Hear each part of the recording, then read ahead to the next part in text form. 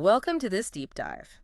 Today, we're digging into New Holdings, the company that's really shaking things up in financial services across Latin America. That's right. We've got their 2024 annual report right here, and basically our goal is to pull out the key stuff you need to understand, their business, the financials, where they might be headed. Exactly. Think of it as the highlights reel. Annual reports are dense, to say the least. They really are. So we're aiming for that clear, concise perspective on New. We'll look at the different parts of their business, their growth strategy, the key numbers, and how they approach creating shareholder value. It's all based on this 2024 report. Okay, let's jump in. First off, their growth and just. What exactly is News's business now? They started back in 2013. Yeah, 2013. And by the end of 2024, they'd scaled to, get this, 114.2 million customers. Pretty incredible. Wow. And it all kicked off with that new credit card in Brazil, right? Back in 2014. That was the start. Digital first, no annual fee. It clearly hit a nerve. Definitely. But what's interesting is how they used that initial card success. It wasn't just about the card itself, was it? Not at all. It was the foothold. It gave them that direct customer relationship, tons of data.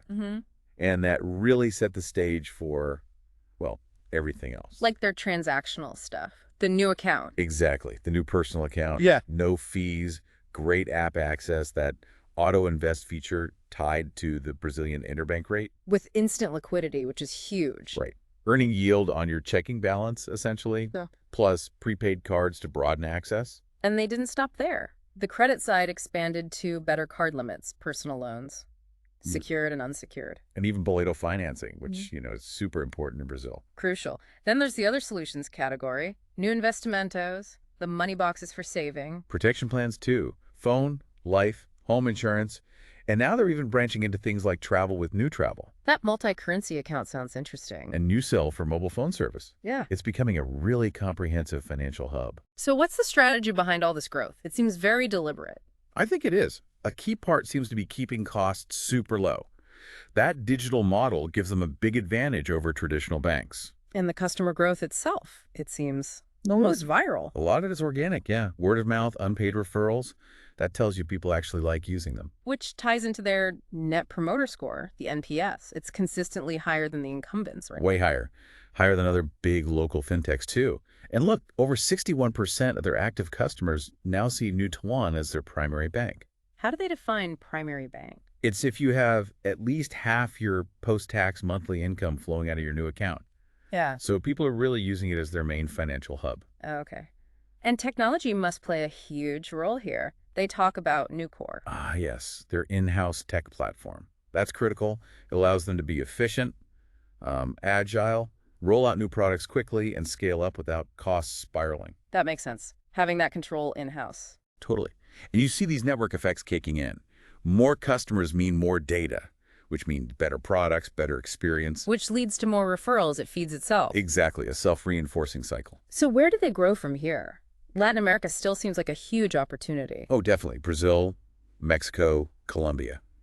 The potential is massive. You mentioned the unbanked population earlier. Yeah, estimated around 96 million adults across those key markets.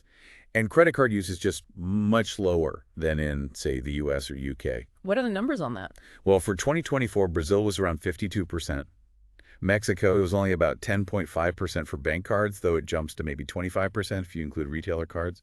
Colombia was around 22%. And compare that to the US or UK? Both over 60%. Yeah. So a big gap, a big opportunity there. And household debt levels are lower too. Right, as a percentage of GDP.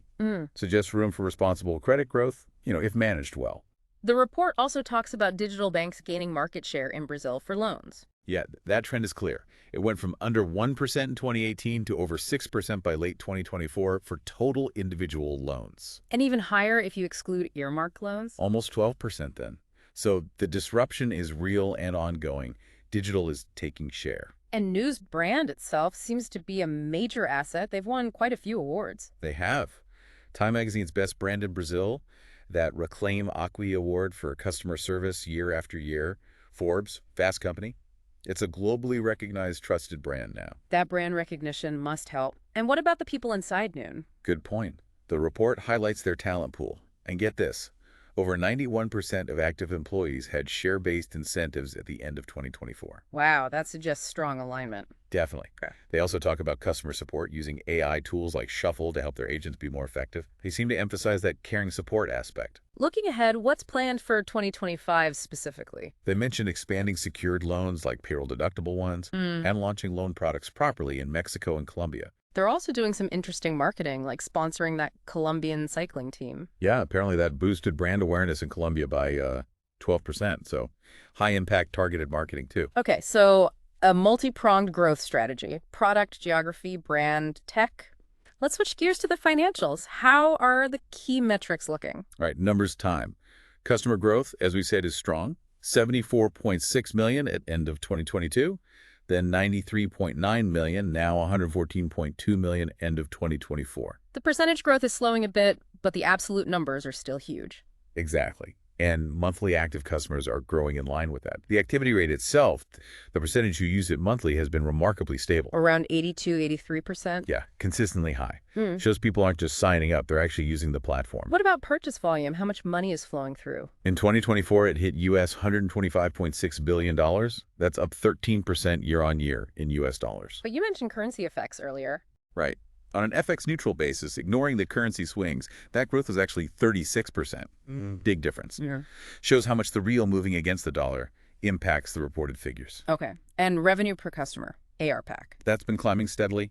US $7.80 in 2022, $9.60 in 2023, and $11.10 in 2024. So they're getting better at monetizing each user, cross-selling more products, presumably. Seems like it. And what's really interesting is the cost side. The monthly average cost to serve per active customer, it stayed flat. Flat at what level? Around 80 US cents for all 3 years, 2022, 2023, 2024. That's really efficient. Speaks volumes about that digital model. It really does. Their interest-earning portfolio also grew significantly. Hit US $11.2 billion end of 2024. That's up almost 37% year over year. And FX neutral. A whopping 75% increase, driven partly by things like launching Cuenta Nu in Mexico, attracting deposits. Even when they lowered the rate slightly later, deposit growth stayed healthy. Let's look at the balance sheet then. Assets, equity. Okay, consolidated statement of financial position. Credit card receivables were about US $12.3 billion end of 2024, actually slightly down from 2023. Interesting. But loans, Loans to customers expanded quite a bit, up to US $5.3 billion from $3.2 billion the year before. and total assets and equity. Total assets grew to just under US $50 billion. Total equity increased too, over US $7.6 billion. So the overall financial base is strengthening. Now, the income statement, what drove the changes in costs? Okay, key items for 2024. Interest and other financial expenses were up 31.6% to about US $2 billion. Main reasons cited: the higher CDI benchmark rate in Brazil impacting funding costs, and just more deposits overall. Makes sense. What about credit losses? Credit loss allowance expenses saw a big jump, up nearly 63% to US $2.3 billion.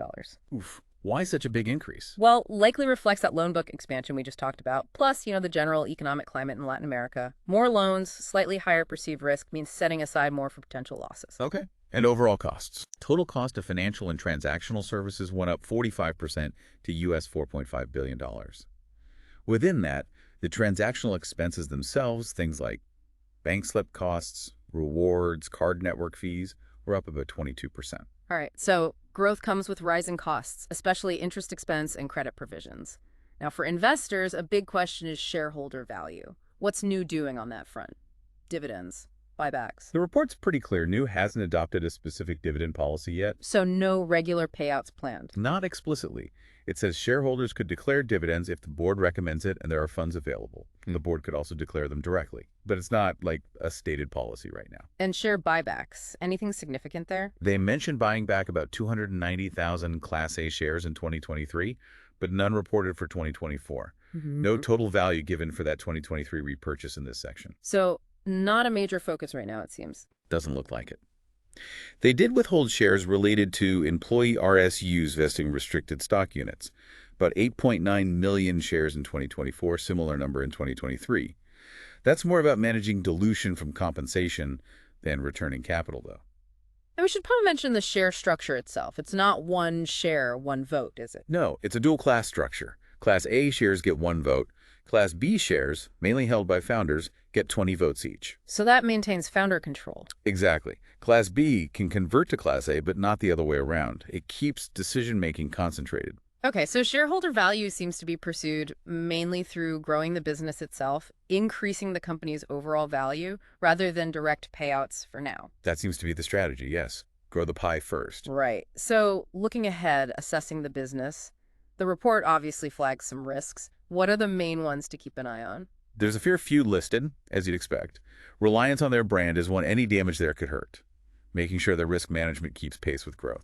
Just managing that rapid growth itself must be complex. Absolutely. Efficiently managing future growth. Diversifying revenue away from just credit cards is still important too. And then there's regulation, Always a factor in finance. especially in markets like Brazil. Payment rules, potential AI bills, the landscape is always shifting. They also know things like potential internal control weaknesses, though they concluded controls were effective as of end 2024. Cybersecurity is always a risk too, I imagine. Huge one. Mentioned explicitly. Needing more capital down the line is flagged as a possibility. The sheer weight of regulation for a financial platform, anti-corruption, AML laws, What about things specific to U.S. investors? potential PFIC classification, passive foreign investment company. That has tax implications, so U.S. investors need to be aware. And broader economic risks, currency fluctuations. Absolutely. The Brazilian real was particularly mentioned, geopolitical risks, inflation, interest rates across Latin America and globally, political instability in Brazil, Mexico, Colombia. And even Brazil's credit rating potentially being downgraded. That's mentioned too. Plus, some anti-takeover provisions in their company structure and financial regulations could make hostile bids difficult. It's a comprehensive list of potential headwinds. But it's not all risk, right? What about the positives, the opportunities looking forward? No, absolutely. The flip side is that huge untapped potential in Latin American financial services we talked about.